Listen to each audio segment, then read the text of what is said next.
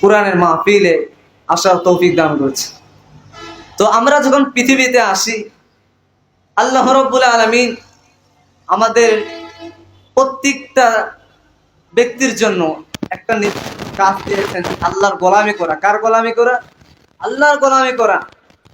আমরা যেমনই নাকি সকালে ঘুম থেকে উঠে কাজকর্মে লিপ্ত থাকি, কোথায় থাকি? কাজকর্মে লিপ্ত থাকি। তো আপনি যে দোকানে কাজ করবেন, তার মালিকের কথা মতো আপনাকে চলতে হবে না? আপনি যদি সে মালিকের দোকানের কথা মতো না চলেন, আপনাকে সমপরিমাণ টাকা দিবে না, বেতনও দিবে না, চাকরি থেকে কি বরখাস্ত করে দিবে। আমাদের মালিককে আল্লাহ। ওই মালিকের কথা মতো যদি আমরা না চলি, পরকালে যা কি খায় যাবো? ধরা খায় যাবো। কি খায় যাবো? ধরা খায় যাবো। এই জন্য ভাই আল্লাহ তাআলাকে ভয় করতে হবে। কি করতে হবে? আল্লাহ তাআলাকে ভয় করতে হবে। আল্লাহ রাব্বুল আলামিন হযরত ওমর রাদিয়াল্লাহু তাআলা আনহু এর জামানার মধ্যে, হযরত ওমর রাদিয়াল্লাহু তাআলা আনহু ইসলামের দ্বিতীয় খলিফা। তিনি এত বড় খলিফা হওয়ার পরেও তিনি রাতের মধ্যে মানুষের খোঁজ খবর নিতেন, রাতের মধ্যে বেশ বদল করে ঘুরে বেড়াতো। হযরত ওমর রাদিয়াল্লাহু তাআলা আনহুর মতো মানুষ এরকম ভাবে তিনি ঘুরতেছে রাতের মধ্যে। এক সময় একটা নগরীর মধ্যে ঘুরতে ঘুরতে এক সময় একটা বাসার আড়ালে যা শুনতেছে যে মা আর মেয়ে কথা বলতেছেন। যেমন মা তার মেয়েকে শিখাই দিচ্ছেন যে মা গো, রাত থাকতে দুধটা পানিতে মিশিয়ে ফেলো, দিনের বেলায় মানুষ দেখে ফেলবে, দিনের বেলা মানুষ দেখলে সমস্যা হবে। তার মেয়ে উত্তর বলল, ও মা, আমি দুধটা পানিতে মিশিয়ে ফেলবো না, আমি এই কাজটা করতে পারবো না।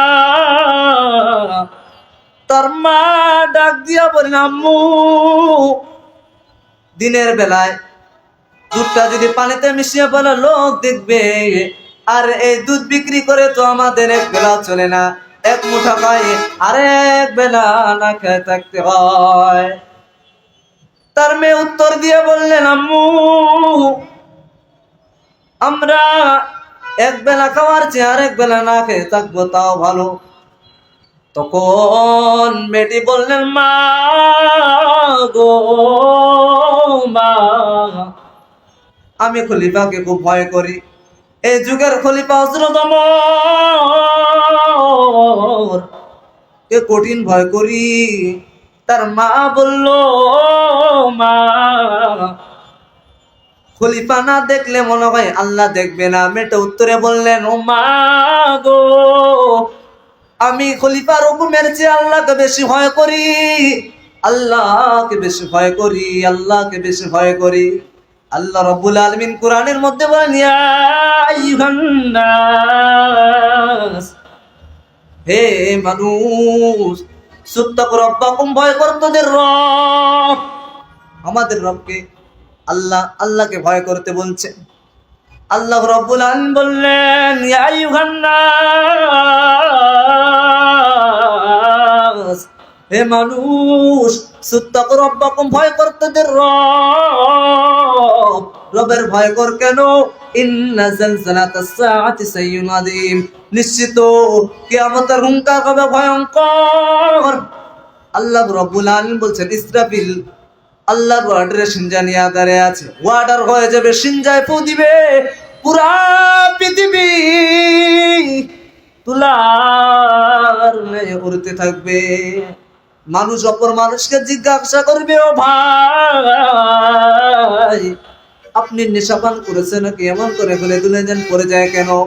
আল্লাহ রাব্বুল আলামিন বলছেন, মা হুম বিসুকারা, কে নেশাপান করে না, তমন করে গেলে দুলে যায়, পড়ে যাও কেন? আল্লাহ রাব্বুল আলামিন আয়াতের মধ্যে বলেন, ওয়ালাকিন্না আযাবাল্লাহি শাদীদ।